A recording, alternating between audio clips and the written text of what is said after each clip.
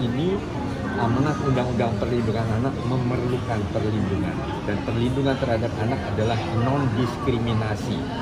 Mau anak gelandangan, mau anak jalanan, mau anak pejabat, atau anak jenderal, atau anak artis, mohon tidak ada diskriminasi, semua memerlukan perlindungan.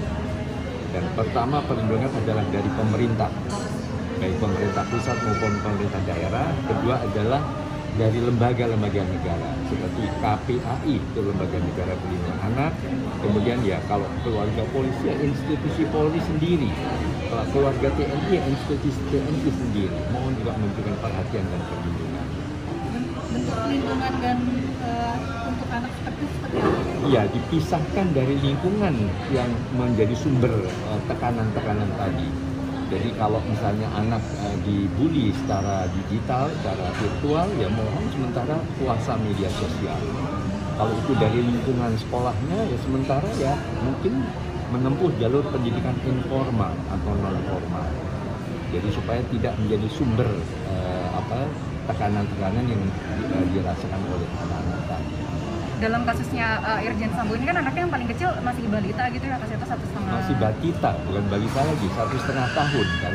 Iya. Nah iya. itu lalu bagaimana pola asuhnya, karena kan ibu bapaknya iya. tersangka. Nah sama seperti yang sudah saya sarankan pada waktu kasusnya Mbak Angelina Sonda, waktu juga punya bayi. Waktu itu saya pesankan mohon tetap bersama ibunya.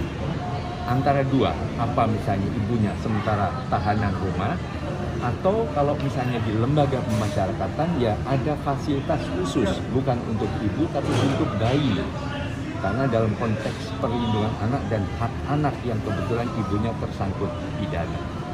Dan ini juga dalam penelitian dan berbagai kasus di luar negeri, selain bermanfaat untuk tumbuh kembang anak yang lebih sehat, juga ibu-ibu yang diberi kesempatan untuk asih dan asuh anaknya yang masih bayi ini cenderung semakin menurun kemungkinan residivismenya. Jadi tidak akan mengulang dan semakin sadar, semakin memanfaatkan, merasakan manfaat dari pemasyarakatan yang dilakukan dan sebagainya. Sekarang kondisi mereka itu seperti apa? Ya itu yang berwenang menjelaskan ya Polri, karena kasusnya adalah keluarga besar Polri. Tapi kalau dalam pendampingan apa yang dilakukan? Ya, sebetulnya yang kami desak pendampingan adalah Polri. Maka kemarin kami diundang oleh Biro Psikologi Polri untuk bertemu, ya mungkin mendapatkan masukan-masukan, sekedar saran-saran.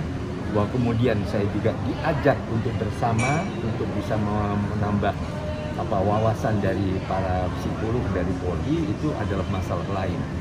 Mungkin karena saya sudah 40 tahun saya sebagai psikolog, saya sudah 52 tahun juga bergerak di bidang perlindungan anak, jadi mungkin itu yang diharapkan masukan-masukannya. Tapi bukan saya yang sering diungkapkan bahwa mentang-mentang anak jenderal, mentang-mentang ini, saya sama sekali tidak. Karena ini amanat Undang-Undang Perlindungan Anak, bahwa perlindungan anak wajib dilakukan oleh semua saja, non diskriminasi. Tapi yang pertama saya tekankan adalah justru institusi dari Polri.